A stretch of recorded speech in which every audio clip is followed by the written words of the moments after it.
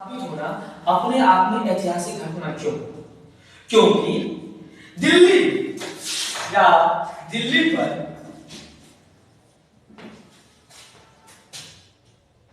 हिंदुओं का शासन था, यानी राजपूतों का शासन था। यानी दिल्ली पर जो राजपूत का शासन था तो समस्त भारत पर राजपूत का शासन था। ओके, यहां सुन रहे हैं?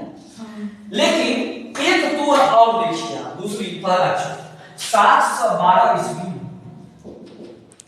पहला मुस्लिम मोहम्मद बिन कासिम। आक्रमणकारी कौन थे? मोहम्मद बिन कासिम। मोहम्मद बिन कासिम। मोहम्मद बिन कासिम।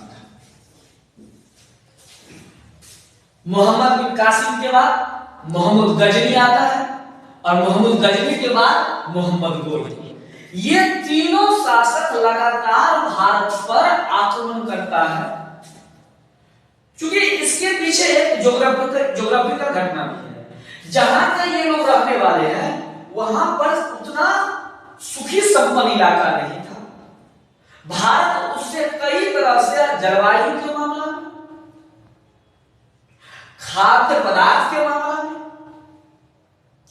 भारत के आबो हवा के मामला में, भारत की संपन्नता के मामला, कहीं उस लोगों को जो जहां के ये लोग अफगानिस्तान और गजनी के रहने वाले जो थे, गौर के रहने वाले ये तीनों के तीनों पर्सनैलिटी, उससे कहीं भारत 10 गुने अच्छी स्थिति में था।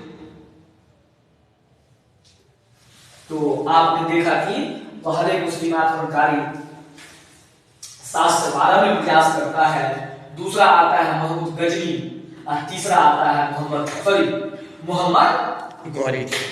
फाइनली ये तीनों अपना शासन स्थापित नहीं कर सका, ये दोनों मिलकर के, लेकिन फाइनली मोहम्मद गौरी दिल्ली पर सुल्तान की सल्तनत की स्थापना कर ली। यानी कि थोड़ा ध्यान में रखें कि मुस्लिम प्रयास कर रहा है 712 ईस्वी से ही भारत में मेरा राज चले, भारत पर अपना शासन स्थापित करना चाहता था। लेकिन 712 ईस्वी में इन्होंने इसीलिए नहीं कर पाया, इस कुछ खास प्रकार के इसकी भी मजबूरियां थी। तो कुछ पॉजिटिव सेंस में भारत के जो राजपूत शासक था वह आपस संगठन बना हुआ था, जिसके कारण ये असफल भी हो गया। लेकिन गुजरात का जो तत्कालीन शासक था, जो मोहम्मद गौरी जिस रास्ता से भारत आया था उसको कहते हैं गोमल दर्रा। क्या नाम है? गोमल दर्रा, जो भारत पर इधर मैप देखो, जो पाकिस्तान और अफगानिस्तान और इस होकर जो आया, यहीं पे गोमल की दर्रा है, जम्मू कश्मीर में है सर। हाँ, इस मार्ग को घूम करके ये भारत में आया और भारत पर अपना शासन स्थापित करने आया। लेकिन इस सब का काम था लूटने का।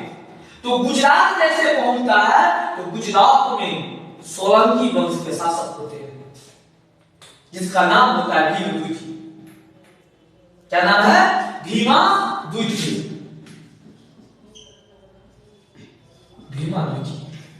और ये भीमद्वितीय ने क्या किया है? टक्कर इसको, बराबरी में टक्कर इसको भी दिया है और बराबरी में टक्कर इसको भी दिया है। लेकिन अंततः आप कह सकते हो कि फाइनली 712 से जो प्रयास किया गया वह, देखो बेटा गौर सुनना, 7 से 12 ईस्वी में जो प्रयास किया गया भारत में मुस्लिम शासन का स्थापना, भारत में तुर्की शासन का स्थापना, भारत में तुर्कों की स्थापना, भारत में सुल्तान का शासन का स्थापित होना, यानी कि दिल्ली सल्तनत की स्थापित होना, वह फाइनली ये दो शक्तियां जो थी, गढ़वाल के शासक जयचंद और दिल्ली का शासक पृथ्वीराज चौहान, इस दोनों की आपसी मतभेद ने मोहम्मद गौरी को दिल्ली पर दिल्ली सल्तनत के स्थापित करने में सफल हुए। ओके, अब दूसरा पॉइंट यहां पर और देखिए। अब आप चलिए सर, आप तो यहां पता चल गया, एक आपको यहां से पता चल गया जो 700-1250 रन था।